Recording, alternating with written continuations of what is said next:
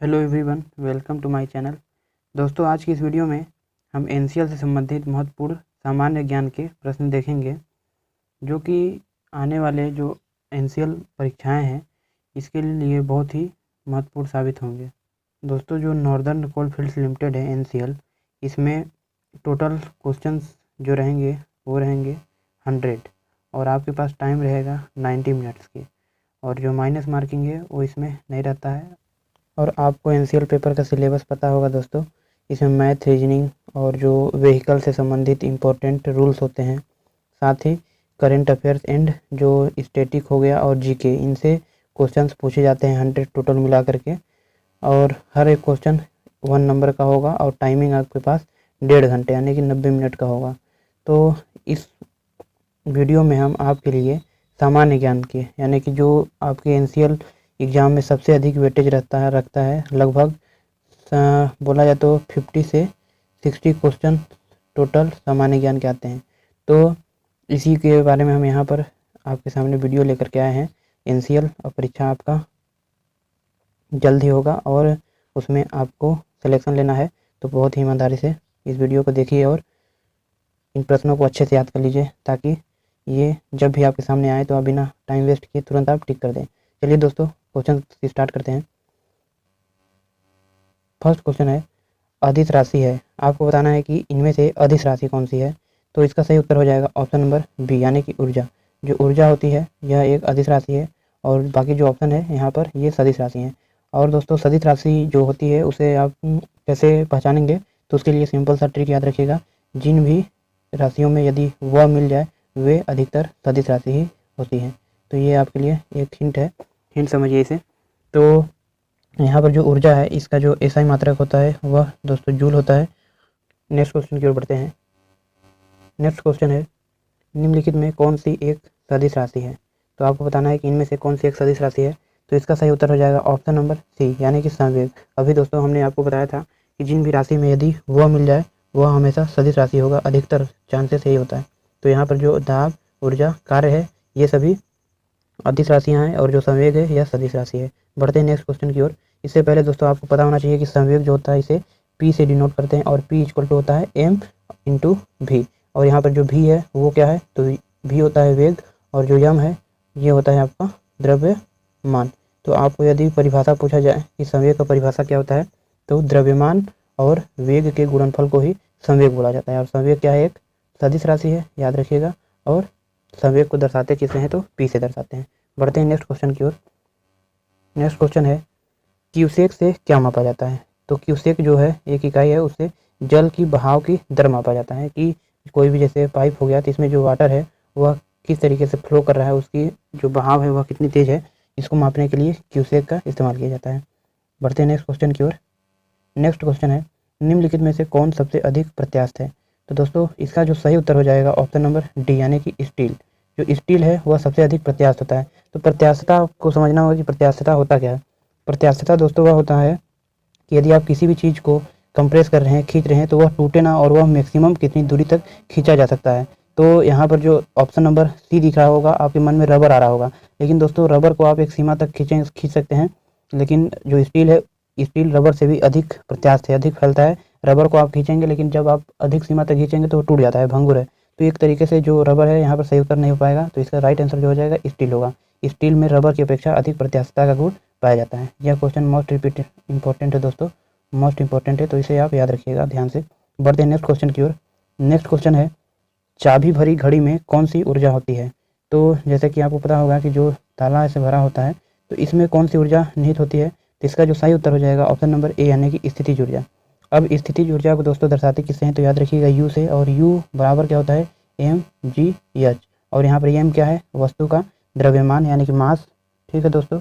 और जो यहाँ पर जो जी है ये क्या होता है, तो ये ग्रेविटी होता है। अर्थ का ग्रेविटी आपको पता होगा 9.8 होता है। और मात्रक क्या होता है दोस्तों, तो मीटर प्रति सेकेंड स्क्वायर होता है, इतना पता रखिएगा। इसी के साथ ही जो एच है यह क्या दर्शाता है, यह क्या दर्शाता है, तो यह ऊंचाई को यानी कि हाइट को दर्शाता है। इस क्वेश्चन से इतना आपको पता चल गया होगा। और जो ऑप्शन नंबर यहाँ पर बी है, यहाँ से आप गतिज ऊर्जा को भी याद रखिए। गतिज ऊर्जा को इंग्लिश में काइनेटिक एनर्जी भी बोला जाता है, और इसे दर्शाते हैं के से, और इसका जो फार्मूला होता है वो होता है 1/2 mv²। बाकी आपको सभी चीज़ें पता ही है कि m यहाँ पर द्रव्यमान है और v क्या है, वस्तु का वेग है। तो चलते हैं नेक्स्ट क्वेश्चन की ओर। नेक्स्ट क्वेश्चन है, वस्तु की मात्रा बदलने पर क्या अपरिवर्तित रहेगा। तो देखिए दोस्तों, यदि कोई वस्तु है, जैसे कि मान लेते हैं यह एक पात्र है, तो इसका जो आयतन है, तो आयतन तो फिक्स है। यदि हम इसमें से क्या बोल रहा है, वस्तु की मात्रा बदलने पर यदि हम थोड़ा सा यदि यहाँ से कट कर दें तो इसका दोस्तों जो आयतन है कम हो गया कि नहीं हो गया, कम। जो वॉल्यूम होता है वह कम हो गया। वहीं जो बात की जाए इसके द्रव्यमान की, तो इसका द्रव्यमान जो मास है वो भी आपका कम हो जाएगा, मास। और जो भार है इसका वेट वो भी कम हो जाएगा, इसलिए कि हम वस्तु में से कुछ भाग निकाल दिए हैं काट करके। अब जो बात रही घनत्व की, तो जो घनत्व होता है वह वस्तु का सेम रहता है, अपरिवर्तित रहता है। मतलब घनत्व वस्तु की मात्रा पर डिपेंड नहीं करता। तो यहाँ से सही उत्तर हो जाएगा ऑप्शन नंबर बी, यानी कि घनत्व। जो डेंसिटी है, यदि आप जैसे वाटर ले लिए इसमें, तो वाटर में चाहे आप 1 kg ऑयल डालो या फिर आप 1 ग्राम ऑयल डालो, वह तैरेगा पानी पर ही। तो इस पर घनत्व है वस्तु का वह अपरिवर्तित रहता है, यह बदलता नहीं है वस्तु की मात्रा बढ़ाने या घटाने पर। चलते हैं नेक्स्ट क्वेश्चन की ओर। समझ में आ गया होगा यह क्वेश्चन। नेक्स्ट क्वेश्चन है, जल में तैरना न्यूटन की किस गति के कारण संभव है। तो इसका जो सही उत्तर हो जाएगा ऑप्शन नंबर यहाँ पर सी, यानी कि तृतीय नियम। जो न्यूटन्स थर्ड लॉ है वह क्या बोलता है दोस्तों, कि प्रत्येक क्रिया के बराबर विपरीत क्रिया होती है। तो जैसे कि आप लोग को पता होगा, जब हम जल में तैरते हैं, स्विमिंग पूल में व्यक्ति तैरता है, तो उसका क्या होता है, जो हाथ होता है वह पीछे की ओर मारता है और हम बढ़ते हैं आगे की दिशा में, ऐसे। तो यही तो है कि विपरीत दिशा में रिएक्शन हो रहा है। हम हाथ और पैर को मतलब पीछे की ओर मार रहे हैं, लेकिन जो हमारा जो दिशा है वह आगे की ओर है। तो यही है विपरीत रिएक्शन। तो यह जो न्यूटन की गति है किस नियम पर आधारित है, तो ऑप्शन नंबर सी, यानी कि तृतीय नियम पर आधारित है जल में तैरना। बढ़ते हैं नेक्स्ट क्वेश्चन की ओर। नेक्स्ट क्वेश्चन है, एंगस्ट्रॉम क्या मापता है। तो आपको बताना है कि एंगस्ट्रॉम किसकी इकाई है, तो ऑप्शन नंबर ए, यानी कि तरंग दैर्ध्य। अब तरंग दैर्ध्य दोस्तों क्या होता है, तो तरंग दैर्ध्य को हम दर्शाते हैं लैम्डा से। लैम्डा इक्वल टू होता है C/C/v। अब सी क्या है दोस्तों, तो सी है प्रकाश की चाल, और भी क्या है, तो प्रकाश जो वस्तु है उसका वेग। तो याद रखिएगा, एंगस्ट्रॉम क्या मापता है, तो तरंग दैर्ध्य मापता है। वही आवर्त काल क्या है, तो आवर्त काल को शो करते हैं टी से, एंड टी इक्वल टू होता है 2π√L/d।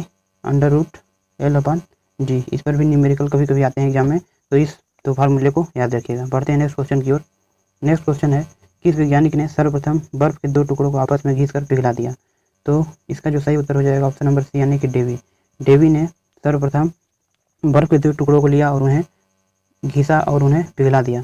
तो जो डेवी है, इनसे तो याद रखिएगा कि सर्वप्रथम बर्फ के 2 टुकड़ों को आपस में घिसकर पिघला दिया था। लेकिन यदि दोस्तों पूछा जाए कि हम्फ्री डेवी, कौन, हम्फ्री डेवी, इन्होंने क्या किया था, तो इन्होंने याद रखिएगा जो माइंस में यूज करते हैं हम सेफ्टी लैंप, क्या दोस्तों, सेफ्टी लैंप, इसका खोज सेफ्टी लैंप जो माइंस में लेकर के जाया जाता है उसका आविष्कार हम्फ्री डेवी ने किया था। तो इस क्वेश्चन से इतना याद रखना है। बढ़ते हैं नेक्स्ट क्वेश्चन की ओर। नेक्स्ट क्वेश्चन है, लोहे की सुई पानी की सतह पर तैरती है, इस परिघटना का कारण क्या है। तो जो लोहे की सुई होती है, आपने देखा होगा कि वह पानी की सतह पर तैरती है, इसका कारण है पृष्ठ तनाव। ऑप्शन नंबर सी, पृष्ठ तनाव के कारण ही ऐसा होता है। बढ़ते हैं नेक्स्ट क्वेश्चन की ओर। नेक्स्ट क्वेश्चन है, निम्नलिखित में से किस द्रव का घनत्व सबसे कम है। तो सबसे कम घनत्व किसका होता है, तो ऑप्शन नंबर बी, यानी कि पेट्रोल का। जो पेट्रोल होता है उसका घनत्व सबसे कम होता है। घनत्व मतलब आपको पता ही दिया दोस्तों पिछले क्वेश्चन में, याद रखिएगा घनत्व को दर्शाते हैं डी से, इसलिए कि डेंसिटी यानी होता है घनत्व, तो डी से, और डी बराबर क्या होता है, दाब बटे क्षेत्रफल, यानी कि प्रेशर अपॉन एरिया, ये होता है घनत्व का फार्मूला। बढ़ते हैं नेक्स्ट क्वेश्चन की ओर। नेक्स्ट क्वेश्चन है, बर्नौली प्रमेय आधारित है।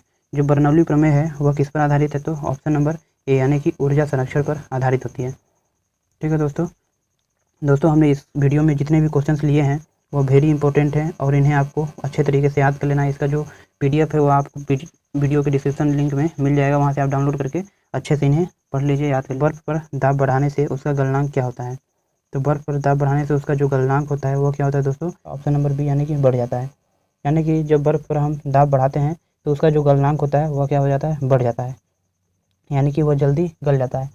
अब बढ़ते हैं नेक्स्ट क्वेश्चन की ओर।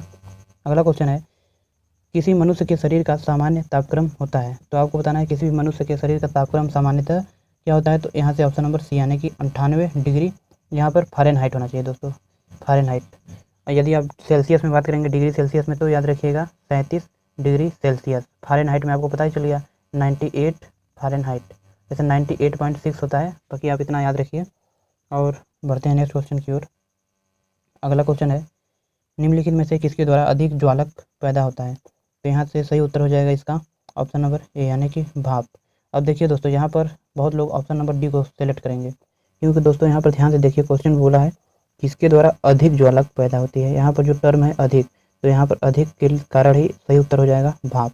आप भाप को देखिएगा, जब आप भाप से जलेंगे तो आपको बहुत ज़्यादा उष्मा महसूस होगा, ताप महसूस होगा अन्य की अपेक्षा। यहाँ पर जितने ऑप्शन दिए गए हैं, तो इसका जो सही उत्तर हो जाएगा ऑप्शन नंबर ए हो जाएगा। बढ़ते हैं नेक्स्ट क्वेश्चन की ओर। नेक्स्ट क्वेश्चन है, निम्नलिखित में से किसमें सर्वोच्च विशिष्ट ऊष्मा का मान होता है? तो जो विशिष्ट ऊष्मा का सर्वोच्च मान होता है वह ऑप्शन नंबर सी यानी कि वाटर यानी कि जल में होता है। इस क्वेश्चन से याद रखिएगा। नेक्स्ट क्वेश्चन है, आणविक संगठन के द्वारा ऊष्मा का संप्रेषण क्या कहलाता है?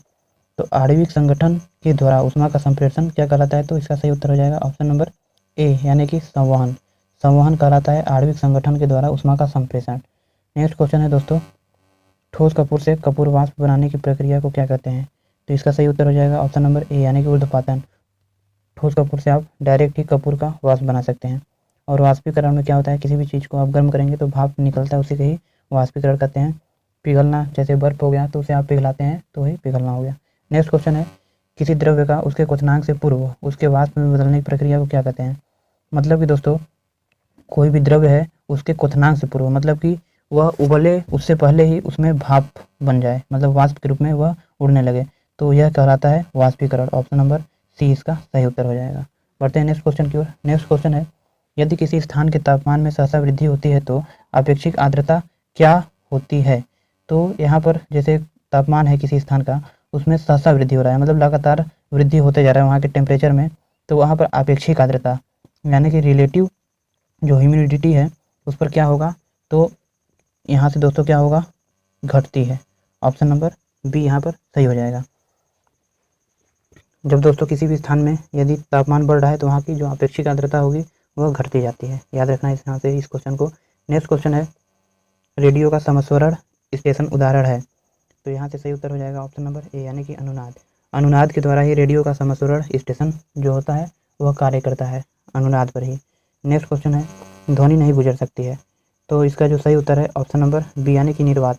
निर्वात क्या होता है दोस्तों? वैक्यूम, यानी कि कोई भी ऐसा रास्ता जिसमें कि कुछ भी ना हो, मतलब कि बिल्कुल भी वायु ना हो उसमें, ना ही प्रकाश हो, कुछ भी ना हो, तो उसे ही वैक्यूम बोला जाता है, जिसमें एयर की मात्रा बिल्कुल ना हो। तो वहाँ से जो हमारी ध्वनि है वह नहीं गुजर सकती है। और नेक्स्ट क्वेश्चन है, जब प्रकाश के लाल, हरा व नीला रंगों को समान अनुपात में मिलाया जाता है तो परिणामी रंग होगा? यहाँ से दोस्तों याद रखिएगा, लाल, हरा व नीला। लाल, हरा व नीला जो है, इन्हें जब मिलाया जाता है समान अनुपात में तो ऑप्शन नंबर सी यानी कि सफ़ेद रंग प्राप्त होता है। नेक्स्ट क्वेश्चन है, पानी से भरे तालाब की गहराई किस कारण कम दिखाई देती है? तो जब भी आपको लगे कि कोई भी घटना झूठी प्रतीत हो रही है तो उसमें हमेशा आपका जो राइट आंसर होगा वह अपवर्तन होगा। हमेशा याद रखिएगा, जैसे ये हो गया वाटर, इसमें आप पेंसिल को भी रखेंगे इस तरीके से तो वो भी हल्का सा टेढ़ा दिखाई देता है, तो इसका भी कारण क्या है दोस्तों?